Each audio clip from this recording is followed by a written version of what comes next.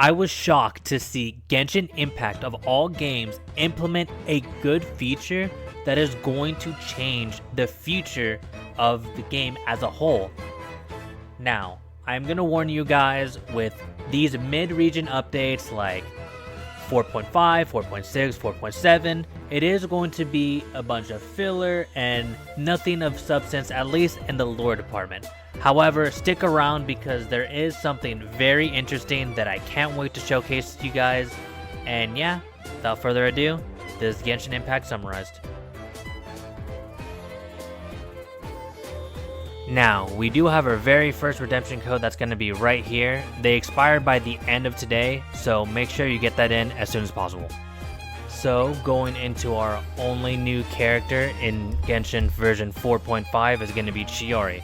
Chiori is looking like a on-field main DPS character that is going to be defense scaling as well. So if you already have someone like Ito or you have your Noelle built up, she may not be a character that you're going to want. However, there are some things that we can go over about her. Chiori is a character that you're going to want to build into the Mono Geo team composition. So if you are a Geo enthusiast, she is going to be an excellent pickup for your account. However, outside of that, she is going to be a little bit more niche because she is just a DPS, and a DPS's job will ultimately be replaced at the end of the day. Whenever you use her elemental skill, she ends up dropping a Tomoto doll, and that is going to do an additional Geo damage, and she's going to have Geo infusion on her auto attacks. And on top of that, if you have Geo constructs like, let's say, Zhongli's Pillar, then it's going to spawn an additional doll. So this is why I say you want to build her with Geo to get maximum value out of her. Now, something that was kind of unique that I did find was whenever you use her skill and throw it in the air, you actually can swap characters mid-skill, which can open some comps, but I don't know how helpful that will actually be in battle. And her ultimate does look like a one-off attack, kind of like Hu Tao whenever she just does like a nuke. We don't have the exact numbers, but it doesn't look like it has any alternative effect, at least from what I've seen. They just kind of went over it. And as far as her talent, anyone who has like a special outfit, they're able to move fast. But if you look at the videos, in all honesty, I swear they just posted like the same video twice. I didn't really see anything too big of a difference. Now, in traditional Genshin fashion, we are going to be getting a character story quest, and it's going to be Chiori. Chances are it's going to be like an hour or two of just learning a little bit more about her. There's going to be a cool cutscene at the end, and then we're going to call it a day. You guys have seen this before, it's nothing special. Now, something that I wasn't really expecting was Lynette's hangout quest. So Lynette and Lynette have actually been the characters that I've looked forward to the most since the very beginning of the game, and I'm actually very glad that Lynette has a hangout quest.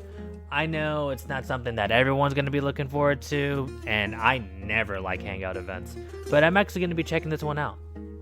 So now we have our event witches featured that are on screen, which is going to be Chiori, who is our brand new character, and we have Arataki Ito.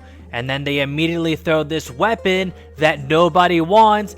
Get out of here! Nobody likes you! And for our second half, we are going to have Nervalet and Kazuha, who are actually two of the most strongest characters in the entire game. Now, this is what I was referring to for the big news. This changes everything. So Genshin has invented a new way to take your money. I mean, a new event banner. So the way that this works is, if there is a character or a weapon that has been featured at least 3 times, then they are going to be in a pool for a selector. So, as an example, Eula has been ran 3 times. And if I were to lose on this banner, let's say, the next time that I roll on the banner, if I have Eula selected, I am guaranteed to get her, which is a big way to pick up characters or weapons that you've been wanting for a long time but have always had to skip because of unfortunate circumstances. So I'm actually pretty happy about this change. So hopefully you guys are able to pick up characters that you've been wanting for a while and are finally able to grab now.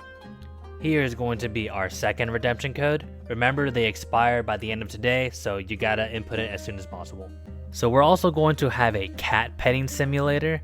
So if you ever wanted to pet cats in an if you ever wanted to pet cats in an anime video game, now's your opportunity. And we also have a TCG update, so this is peak gameplay, guys. If you ever wanted to pet cats while playing a card game, oh god. This is the perfect update for you, and there is no better time to jump into Genshin.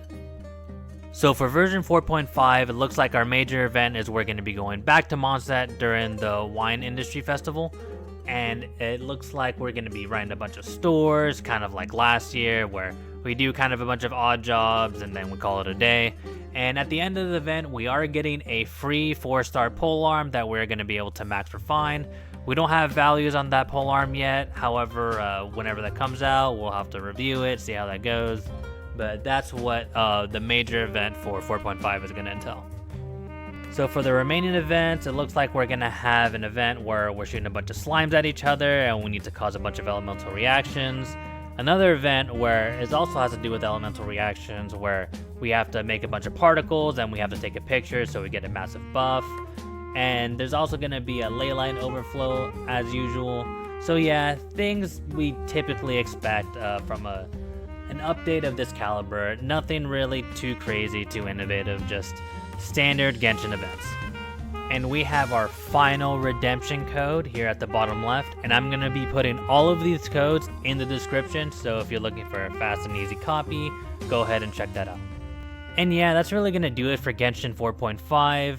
We kind of expected this to be kind of a dead patch, especially with Honkai Star Rail having its massive 2.0 update and anniversary coming up. And then we also have Honkai Impact 3rd Part 2 that also got released, so 2 major releases. So it makes sense that one of their games are gonna be suffering a little bit. It's not gonna be of good quality. Chances are we're not gonna get anything too crazy until 5.0. Now, before you guys go, I do want to talk about one thing real quick. Although this update in particular wasn't really too interesting, at least for me, I still am very glad I was able to make this video. One of the biggest reasons I wanted to start my YouTube channel was to actually make videos exactly like this. Summarize updates so you guys can be as informed as possible while giving a little bit of my take on things. This is exactly what I love doing. I hope you guys enjoy this, because this is something that I very much like doing, and you guys can definitely expect stuff like this for Honkai Star Rail and other gacha games to come. So whenever there's an update, I'm going to be right there to cover it. Thank you guys so much for clicking on the video and giving my channel a chance. It really means more to me than you guys would imagine. So with that being said, stay tuned for all things gacha, and as always, subscribe for more.